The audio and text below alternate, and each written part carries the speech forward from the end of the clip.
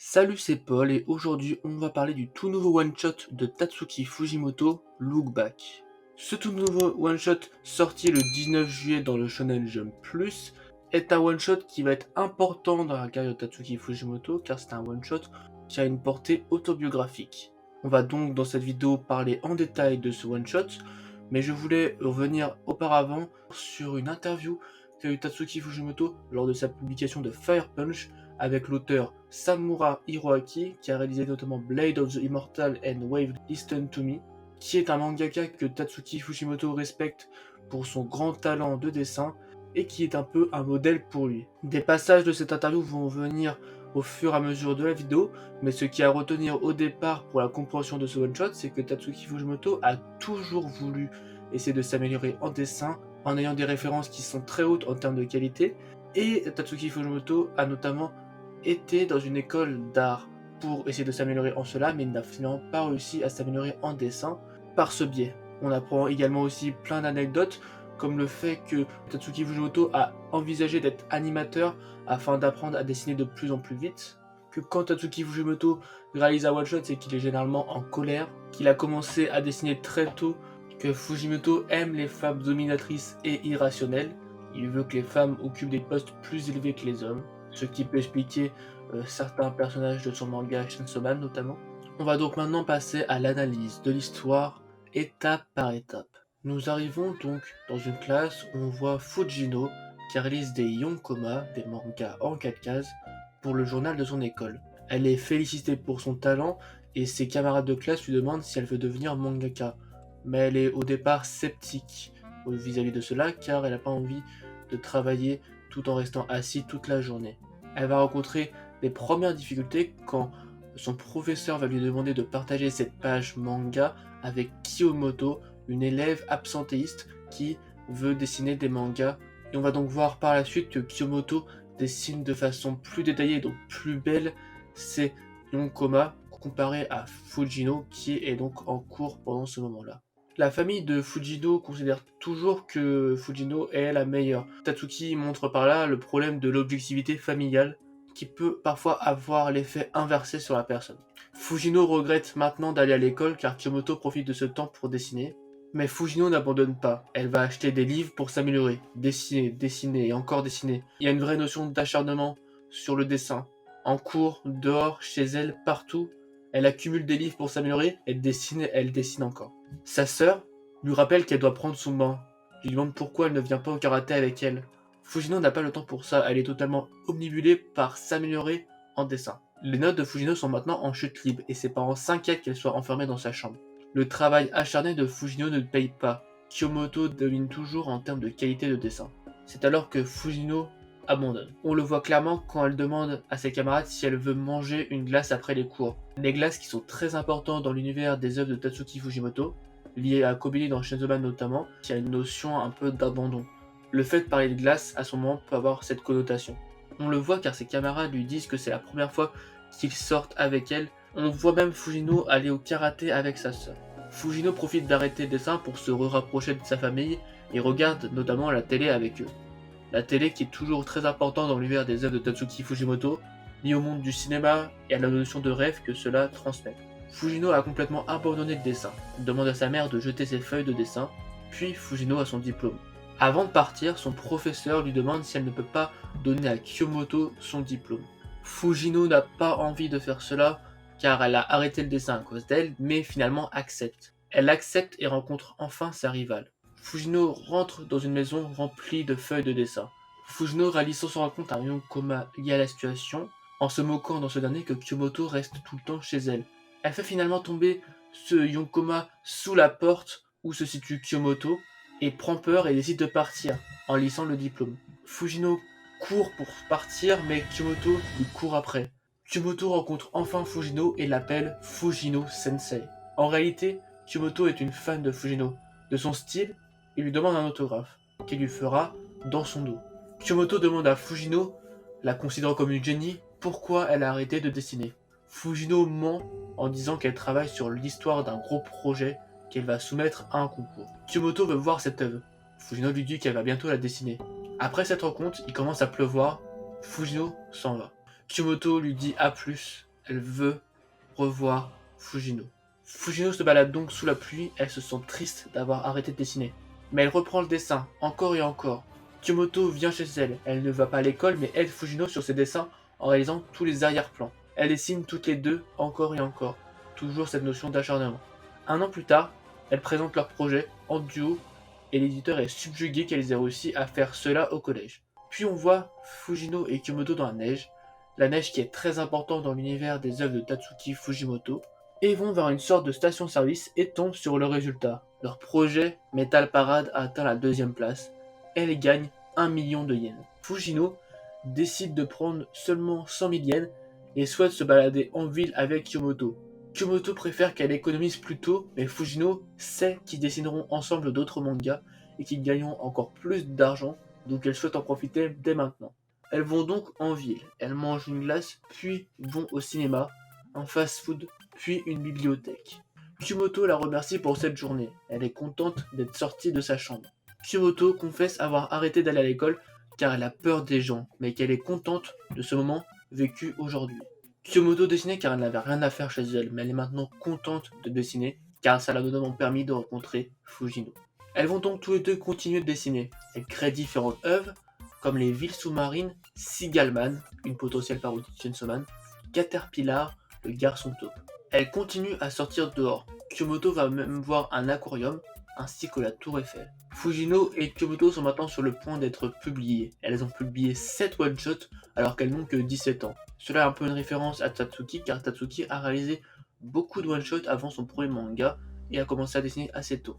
Mais coup de théâtre, Kyomoto annonce à Fujino qu'elle souhaite aller à une école d'art et qu'elle ne pourra pas l'aider avec la publication. Fujino accepte mais lui dit que c'est inutile d'aller dans ce type d'école, qu'elle devra en plus parler à des inconnus. Kyomoto est prêt à faire des efforts et souhaite être indépendante. Fujino perd son calme et dit que cela sera ennuyant, qu'elle n'arrivera pas à gérer sa vie d'étudiante toute seule et qu'il vaudrait mieux qu'elle reste avec elle. Mais Kyomoto lui rétorque qu'elle est prête à cela. Fujino rétorque en disant qu'elle est trop timide. Kyomoto résiste à ses retours en disant qu'elle veut devenir une meilleure artiste, ce qui crée un effet miroir avec le début où c'était Fujino qui voulait atteindre le niveau de Kyomoto. On voit donc maintenant Fujino dessiner encore et encore, mais cette fois-ci seul et triste. Ses cheveux ont poussé et les premiers tomes de Shark Kick, un manga en référence à un moment dans Chainsaw Man, s'empilent les uns après les autres, jusqu'aux 11 premiers, ce qui est intéressant car Chainsaw Man a 11 tomes à la fin de la partie 1, ce qui fait encore une fois une référence à Chainsaw Man qui a sa partie 1 qui s'est arrêtée au 11e tome. Et ce qui est intéressant est que sur cette étagère, il y a 10 fois le 11e tome. Le fait qu'il y ait autant de fois le tome 11 peut nous faire penser au syndrome de la page blanche, comme si les tomes qu'elle écrivait se ressemblaient tous. Une nouvelle référence à Chainsaw Man se trouve dans le fait que Shark Kick a également obtenu une adaptation animée, qui est donc une consécration d'un manga qui fonctionne. Fujino dessine encore, puis regarde son écran et remarque un terrible accident. L'université d'art de Yagamata, où étudie Kyomoto, subit une attaque d'un homme SDF avec une hache. Le suspect a été mis en garde à vue. Fujino décide d'appeler Kyomoto, puis sa mère l'appelle. D'un coup, un flashback dans la neige apparaît. On voit dans ce flashback Fujino disant à Kyomoto qu'elle souhaite que lorsqu'elles auront leur propre série, qu'elle soit super bien dessinée. Kyomoto lui dit qu'elle est pour l'instant très lente et qu'elle aimerait dessiner plus vite. Fujino lui dit de s'entraîner à fond et qu'elle sera de plus en plus rapide. Kyomoto lui dit qu'elle s'améliorera aussi comme Fujino. Fujino lui dit de rester à ses côtés pour cela. Nous avons maintenant un retour à la réalité. Fujino fait tomber son téléphone. Sa tête montre sa tristesse énorme. Elle apprend qu'il y a eu 12 morts et 3 blessés graves dans cet accident. On a une information très communicationnelle où on nous annonce que Shark Kick est en pause suite à une maladie de l'auteur Fujino. Nous apprenons juste en fait que Fujino est en plein deuil car Kyomoto est morte dans cet accident. Fujino rentre dans la maison de Kyomoto. Elle regarde un manga et elle retombe sur son yonkoma, réalisé quand elle était rentrée chez elle la première fois, se moquant donc du fait que Kyomoto était reclus chez elle. Fujino, en lisant ce yonkoma, considère que c'est de sa faute. Si Kyomoto n'était pas sortie de sa chambre, alors elle serait encore vivante. À cause de ce yonkoma, elle considère que Kyomoto est morte. Fujino dira même « dessiner ne sert à rien ». Elle arrache ce yonkoma en pleurant et un morceau tombe sous sa porte. On arrive à ce moment-là dans une sorte de réalité alternative, on dirait même un rêve, où Kyomoto récupère seulement la cage arrachée de ce Yonkoma où c'est marqué « Ne sors pas ». La scène de rencontre entre Fujino et Kyoto se rejoue, sauf que Kyoto ne sort pas. Mais Kyoto décide tout de même d'aller à l'université, tout en ayant travaillé auparavant sur les paysages durant ces années où elle n'était pas à l'école. Nous revenons donc à la journée du massacre prévu, le 10 janvier 2016. Kyoto continue ses études et réalise la fameuse porte qui est donc présente dans Chainsaw Man, qui est remplie de sens. Je ne peux pas vous en dire plus, mais les portes sont très présentes dans les œuvres de Tatsuki Fujimoto. L'homme qui a tué Kyomoto réapparaît devant elle. L'homme s'énerve car Kyoto aurait selon lui plagié son idée. À travers cette idée, on comprend que cet événement est une référence à l'accident concernant le studio Kyoto Animation en 2019 qui a un incendie criminel ayant causé de nombreux morts. Fujino apparaît finalement et met un coup à l'homme, et protège donc Kyomoto. Fujino permet donc d'interpeller l'homme et évite le massacre. En rencontrant Kyomoto, elle annonce qu'elle a pu faire ça car elle a fait du karaté dans la ville d'à côté, faisant référence donc au début du manga où elle avait repris le karaté. Kyomoto la remercie et lui demande son téléphone. Kyomoto se rend compte alors que c'est Fujino et l'appelle comme la première fois Fujino Sensei. Kyomoto lui redit qu'elle était fan de son manga et lui redemande pourquoi elle a arrêté de dessiner. Fujino lui dit qu'elle s'y est remise récemment et lui demande d'être son assistante une fois publiée. Fujino rentre donc chez elle et retombe sur son premier Yonkoma. Elle recommence à dessiner puis le vent arrive. Son Yonkoma passe sous la porte puis nous avons une transition retournant dans la réalité où Kyomoto est morte. Fujino est en pleine tristesse. Elle a d'ailleurs une pose qui ressemble à Kobeni quand elle est dans la même situation dans Chainsaw Man. Mais elle tombe sur un Yonkoma qui résume ce qu'on vient de voir avec Fujino qui sauve Kyomoto. Fujino re-rentre dans sa chambre et voit ses tomes de Sharkik, qui cette fois ont des tomes 1 et 2 en doublon. Un sondage de lecture du Shonen Jump, puis elle voit sa dédicace qu'elle avait fait sur le vêtement de Kyomoto au début. On a un nouveau flashback où on voit Fujino qui explique à Kyomoto qu'elle n'aime pas dessiner du manga. Elle explique que le processus est pénible, n'est pas glamour, que malgré une journée passée dessus, on est loin d'avoir fini. Elle considère qu'elle devrait s'en tenir à la lecture. Kyoto lui demande pourquoi elle dessine donc, et Fujino lui transmet alors son brouillon de Metal Parade. Kyoto pleure et rigole en lisant, elle ressent des émotions. On peut donc en conclure que Fujino, et donc Tatsuki Fujimoto, fait des mangas pour que l'on ressente des émotions diverses et variées en les lisant, et c'est sa principale motivation. On voit alors quelques scènes d'insouciance entre Fujino et Kyomoto, avant de revoir Fujino en pleurs devant une case de Sharkik, une case faisant référence à un affrontement dans Chainsaw Man. Fujino pleure en lisant Sharkik, son œuvre, puis se lève et sort de chez elle, puis se remet à travailler, à dessiner. Alors que faut-il retenir de ce one-shot? Tout d'abord son titre évocateur, Look Back, littéralement regarde derrière. Toute l'œuvre est composée de flashbacks et de mentions au retour en arrière. Fujino demande à Kyomoto de la suivre derrière pour qu'elle puisse s'améliorer. Fujino a un retour dans le passé et le modifie le temps d'un rêve. Fujino relit ses œuvres et retourne en arrière. Il y a aussi une notion de boucle quand Fujino dessine mais qu'elle est toujours derrière Kyomoto. Ce titre est extrêmement bien choisi et je pense que Tatsuki a choisi ce titre pour nous dire qu'il faut penser au passé. Il faut s'y attarder un minimum lorsque nous avons notamment un traumatisme afin de se reconstruire et d'avancer de plus en plus vite. Il faut retenir que la personnalité de Fujimoto est un mélange de Fujino et de Kyomoto. Tatsuki Fujimoto est plus proche de Fujino dans sa façon de faire des dessins qui sont peut-être pas les plus beaux mais les plus impactants. Mais un des grands objectifs de Tatsuki, comme on a pu le voir avec son interview avec Samura, est de devenir plus fort en dessin. On peut donc dire que Fujino, alias Fujimoto, rêve de devenir Kyomoto, d'avoir plus de temps pour dessiner et de s'améliorer. Et ce qui est étrange, c'est que Kyomoto veut, elle, avoir le niveau de Fujino. Je pense que le problème de Kyomoto est qu'elle a des œuvres qui sont ultra détaillées, mais qui n'ont pas assez de personnalité.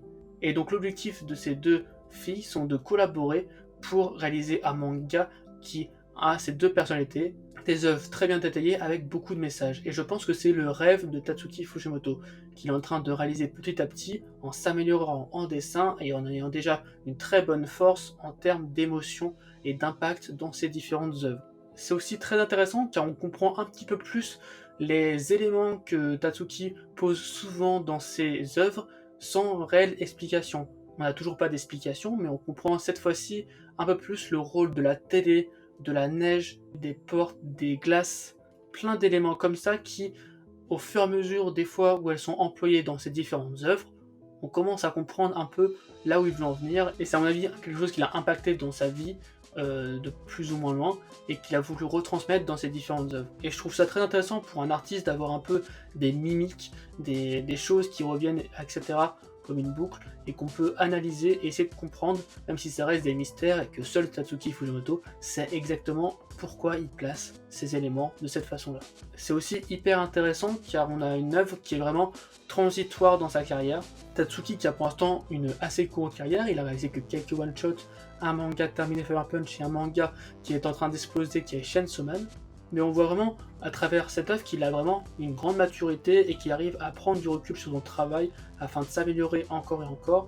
Et ce one-shot est vraiment d'une grande qualité. C'est une autobiographie sans l'être vraiment car il y a une notion d'histoire quand même derrière. Et c'est ça aussi qui est très intéressant, c'est sa façon qu'il a de faire un récit autobiographique tout en mettant un scénario derrière afin que ce qu'il a voulu dire soit transmis d'une façon plus intéressante. Ce qui est intéressant aussi, c'est qu'il y a des références à Chainsaw Man et à Fire Punch, mais ce n'est pas du tout contraignant pour lire ce one-shot. Ce one-shot est vraiment un témoignage de Tatsuki Fujimoto qui a finalement pu réaliser son rêve de réaliser des mangas et qui est donc dans une nouvelle industrie. Et ce one-shot est également une sorte d'autobiographie pour la vie de mangaka. Il a d'ailleurs été partagé par de nombreux mangaka qui ont apprécié ce one-shot grandement, car il a une vraie notion de réalité. Et la notion de réalité est très importante pour Tatsuki Fujimoto qui essaie de créer des personnages qui sont très réalistes. Donc sur ce point-là, c'est également réussi. On peut donc dire que ce one-shot est vraiment l'aboutissement du travail de Tatsuki Fujimoto qui montre qu'il a grandi, et je pense que ce one-shot nous donne quelques indices pour la suite de ses œuvres, et que dans 10, 20 ans, quand Tatsuki Fujimoto aura une encore plus grande carrière, on pourra revenir sur ce one-shot et comprendre de nouvelles choses, et c'est vraiment pour cela que j'apprécie grandement ce one-shot. Et je pense que toute personne fan de Tatsuki Fujimoto ou fan de l'univers des mangas en général s'intéressera à ce one-shot car il est très complet tout en restant simple à comprendre tout en apportant des choses nouvelles. Et comme le titre de ce one-shot, nous regarderons alors en arrière. Voilà, j'espère que cette vidéo vous a plu. Si c'est le cas, n'hésitez pas à partager, liker et commenter. Je vous invite également à me suivre sur différents réseaux sociaux, le lien est dans la description. Sur ce, je vous souhaite une bonne journée, une bonne soirée, c'était Paul, salut!